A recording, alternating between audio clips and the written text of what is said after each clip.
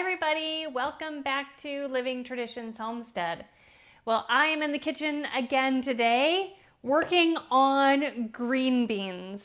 One of the most favorite way that we like to preserve and eat the green beans that we grow is in the form of dilly beans. We absolutely love dilly beans. I love to can dilly beans.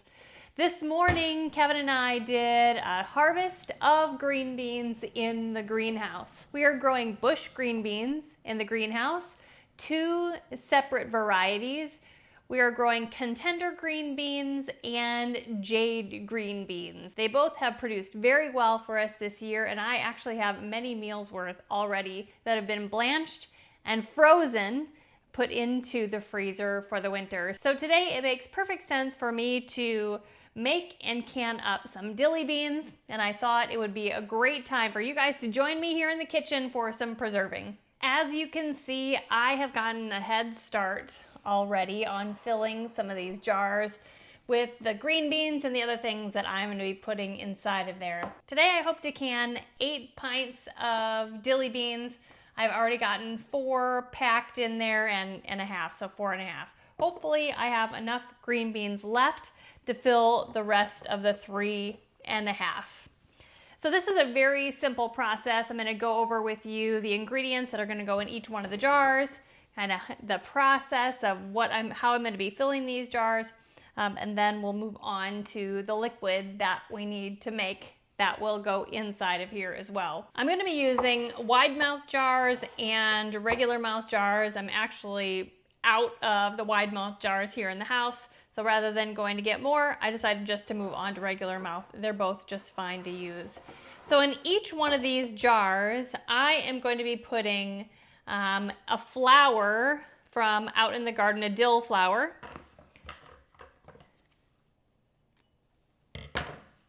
Poke that down in there. And I am going to cut up the stem parts, put those in there, and some of the leaves. But just to make sure there is enough dill flavor, I'm going to add just some store-bought dill weed. I'm going to add half of a teaspoon in there as well. I'm also going to be adding half of a teaspoon of black peppercorns. And then I am going to take the peel off of 1 clove of garlic here.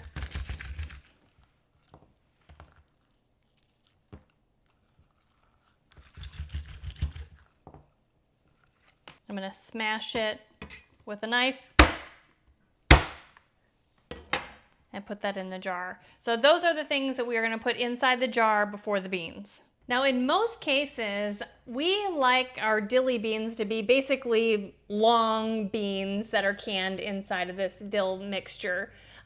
So that is really primarily what I'm going to be working toward, is making sure that I have beans that fit down in there that are the size of this jar. The way that I figure out how long the beans need to be, I just stick one in there and kind of just eyeball it. Cut the bean at that position there, put it back in there, make sure it's a good height. And then I use this bean as a guide to cut all the rest of the beans. Now, in this case, I actually got lucky and the bean is almost twice as long as it needs to be, so I'll be able to use this end inside there as well. But a lot of times when I line all of these up in a row like this and then cut a bunch of them at once, the leftover bean parts aren't long enough to go in there. And in that case, I always have a jar of just like snapped green beans. I can just have dilly beans that are a little bit shorter in this jar, and then I don't feel like I'm, wasting them. So that's kind of the shortcut, or how I figure out how long the beans need to be to go into the jar. So for right now, I am just gonna line up more of the green beans. I've already snapped the stems off of each bean. You don't want the stems in there, but you can have the end part. I'm just gonna line up a bunch of these beans. I'm going to cut them all at once to the length that I need them. And then I can kind of take handfuls like this and start packing them down into the jar. Now we want the beans to be I would say an inch underneath or below the rim of the jar, or so the top of the jar, okay? Just like that, put these in here. Press them down so we can get as many in there as possible. Okay? And then these here are too small to go in there. So I'm just gonna break them and put them in my short dilly bean jar.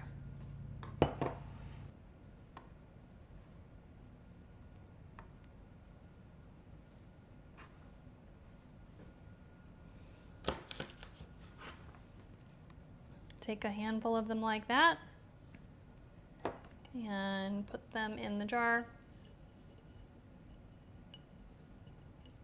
That jar is about as full as I would like to make it. Okay, that is that. We did end up with our 8 pints of dilly beans. So I'm gonna clean up a little bit and then we're gonna head over to the stove and make the brine or the pickling solution. Okay, before we get started on the pickling mix, the brine, whatever you wanna call it, I am gonna get the heat going on my canning pot. Today I'm actually gonna be canning in one of my cheese pots because I just don't feel like getting out my giant canning pot. Now I have just water in here. We're gonna get that heating up, but I am gonna put a little bit of vinegar in there, just, you know, like a couple glugs. No specific measurements necessary. And the vinegar in your canning water is going to prevent like hard water stains and build up to accumulate. It's going to prevent it from accumulating on the outside of your canning jars. So basically it'll just look prettier when you take it out of the canning water. Okay, let's cover that up. All right, in here we're going to put our pickling mix. So we have 8 pints of green beans that we're going to be processing.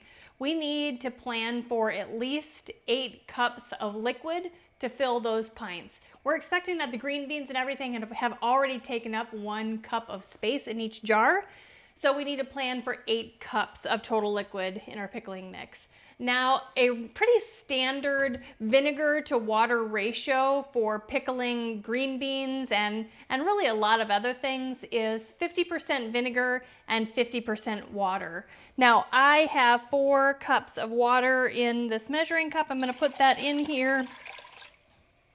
And as far as vinegar goes, I really feel like white vinegar tastes the best in this recipe, but really as long as you're using a bottled vinegar, you can use whatever kind of vinegar you would like. If you would like white vinegar, apple cider vinegar, red wine vinegar, white vinegar. So 4 cups of white vinegar is gonna go in there as well. And then we're also going to add some canning or pickling salts. And we are going to add 4 tablespoons. We're going to stir that up, and I'm also going to turn on the heat here.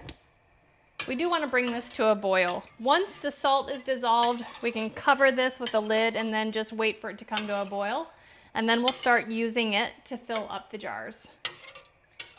Okay, let's get ready to start the canning process. Our vinegar solution pickling mix boiled. I turned it off so that it wouldn't evaporate much. I have everything set up here for canning. I have the clean and new canning lids that we'll be using, canning rings, a canning funnel, obviously a ladle. I use a chopstick to get all the little air bubbles out, a measuring tool so we know we have the right amount of head space, and then a jar lifter. We are doing water bath canning today. The headspace that we will be using on these jars is a 1/2 inch of headspace. So let's go. Now, if you are really new to canning, I really suggest for you to watch the first couple videos of my canning playlist. It starts with some very basic information that you need to know about canning, although this is not complicated canning. Pickling in this way is very, very easy. All right, so let's get started with our first jar. I'm using a canning funnel to try not to make a giant mess. I'm going to add the pickling liquid to the jar until it looks like it's about 1/2 of an inch from the top of the jar.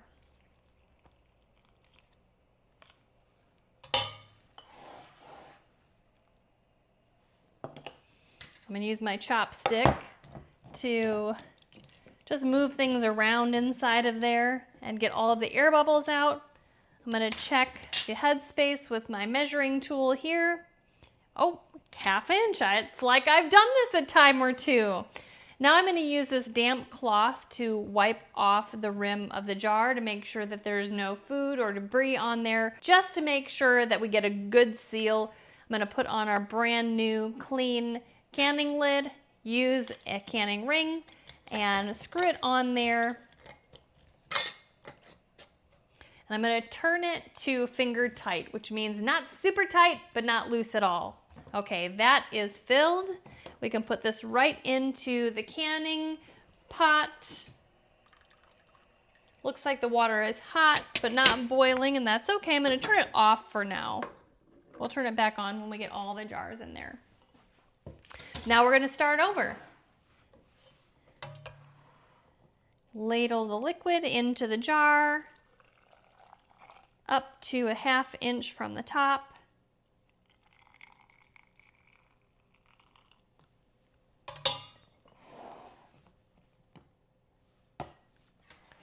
Get the bubbles out.